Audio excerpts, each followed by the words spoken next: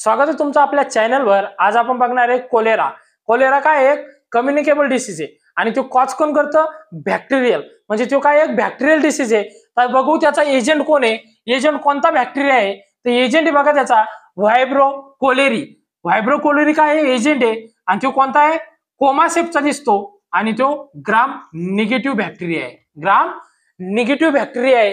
त्याच्यानंतर बघा incubation period, तर कोलेराचा इन्क्युबेशन पिरियड किती आहे?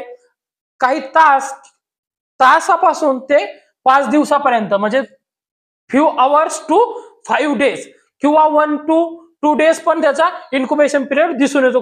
त्याच्यानंतर बघा mode of transmission. Mode of transmission म्हणजे कोणत्या रूटनं तो स्प्रेड होतो, तेव्हा कंटॅमिनेटेड वॉटर अँड फूड, म्हणजे दूषित पाणी आणि दूषित अन्न आपण खाल्ल्यामुळे कोलेरा होण्याचे चान्सेस असतात। त्यांच्यामध्ये हा व्हायब्रो कोलेरी हा बॅक्टेरिया आढळून येतो। त्याच्यानंतर बघा sign and symptoms. Sign and symptoms त्याचे 3 याच्यात डिवाइडेड झालेले आहेत। पहिली स्टेज आहे स्टेज ऑफ इव्हॅक्युएशन। इव्हॅक्युएशन मध्ये काय होतं? वॉटरी डायरिया दिसतो आणि त्याचं जे मेन साइन आहे ते याच्यामध्ये दिसून येतं, ते म्हणजेच कोणतं? जे राईस वॉटर स्टूल अपीअरन्स दिसतं। राईस वॉटर स्टूल अपीअरन्स दिसतं। त्याच्यानंतर बघा हे मेन साइन आहे त्याचं। दुसरी स्टेज ती म्हणजे स्टेज ऑफ कोलॅप्स। त्याच्यामध्ये काय होतं? डिहायड्रेशन दिसून येतं। ड्यू टू डिहायड्रेशन, म्हणजे वॉटर लॉस झाल्यामुळे डायरिया झाला, म्हणजे वॉटर लॉस होतं। लॉस झाल्यामुळे काय दिसतं? संकन आईज, हॅलो चिक्स, म्हणजे गाल फुगलेले दिसतात।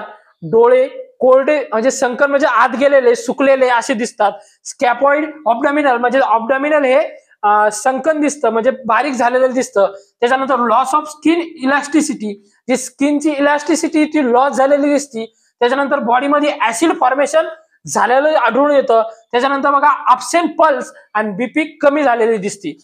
त्याच्यानंतर बघा थर्ड स्टेज मध्ये स्टेज ऑफ रिकव्हरी, त्याच्यामध्ये ब्लड प्रेशर इन्क्रीज होतं, नॉर्मल टेम्परेचर आणि नॉर्मल युरिन फॉर्मेशन दिसून येतं रिकव्हरी स्टेज मध्ये। त्याच्यानंतर बघा डायग्नोसिस। डायग्नोसिस मध्ये आपण स्टूल सॅम्पल कलेक्ट करतो आणि रेक्टल स्वॅब घेतो for diagnosis of cholera.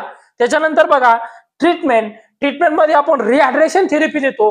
Rehydration therapy मध्ये देतो आपण ओआरएस। ओआरएस म्हणजे ओरल रिहायड्रेशन सोल्युशन। त्याच्यानंतर आयव्ही मध्ये आरएल लावतो, रिंगल लॅटरेट।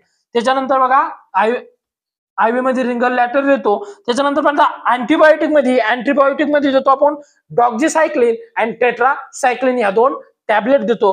त्याच्यानंतर सॅनिटेशन। सॅनिटेशन मध्ये आपण वॉटर सॅनिटेशन, वॉटर मध्ये आपण प्युरिफाय वॉटर ड्रिंक करणं। त्याच्यानंतर फूड हायजीन मेंटेन ठेवणं। त्याच्यानंतर एक्सक्रिटा